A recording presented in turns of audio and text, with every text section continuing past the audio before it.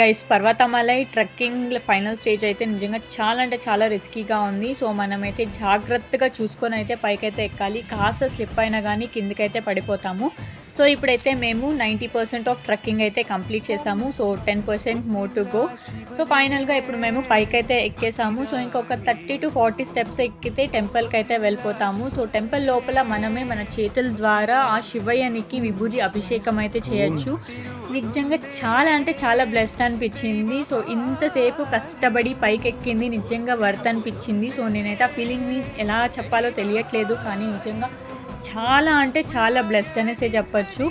So ఇంకా అక్కడ విభూతి అభిషేకం చేసుకొని కాసేపు అక్కడ ఉండేసి ఇంకా మేము మా రిటర్న్ ట్రెక్కింగ్ అయితే స్టార్ట్ చేసాము. సో అరౌండ్ 6:30 అలాగా మేము కిందున్న టెంపుల్ దగ్గరికి అయితే వచ్చేసాము. సో ఫైనల్ ఎగ్జిట్కి అరౌండ్ 7:10 అలా అయింది.